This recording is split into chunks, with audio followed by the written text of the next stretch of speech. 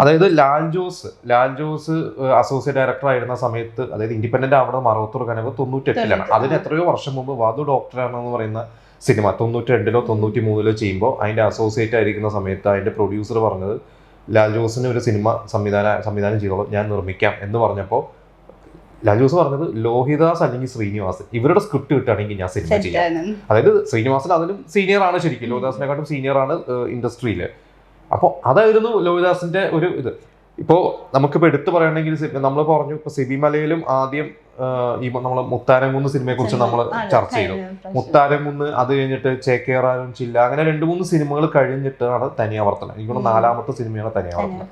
പക്ഷെ തനിയാവർത്തനമാണ് ലോഹിദാസ് എന്ന സംവിധായകനെ ശരിക്കും ഒരു ഇൻഡസ്ട്രിയിൽ അടയാളപ്പെടുത്താന്ന് പറയില്ലേ, അത് തനിയാവർത്തനമാണ്.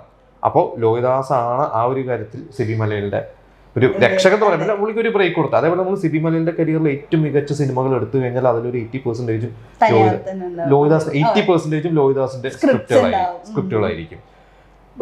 അതേപോലെ ഒരുപാട് പുതിയ നേരത്തെ ഞാൻ പറഞ്ഞ പോലെ പുതിയ സംവിധായകർക്ക് ലോഹിദാസ് സ്ക്രിപ്റ്റ് കൊടുക്കുന്നത്.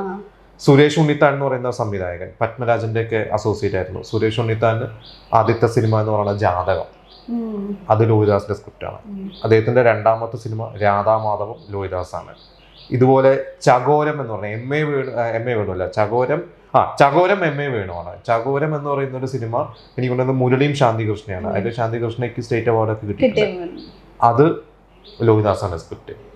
അതേപോലെ ആധാരം എന്ന് പറയുന്ന ഒരു സിനിമ ഉണ്ട്, അത് ചിലപ്പോൾ കേട്ടിട്ടുണ്ടാവും. അതിലൊരു പാട്ടൊക്കെ ഭയങ്കര ഹിറ്റാണ്. നമ്മുടെ സുധീഷൊക്കെ ഗീതയൊക്കെ അഭിനയിച്ച മഞ്ചാടി മണി എന്ന് പറയുന്ന പാട്ടൊക്കെ ഉണ്ട്, അത് ലോഹിദാസാണ് സ്ക്രിപ്റ്റ്.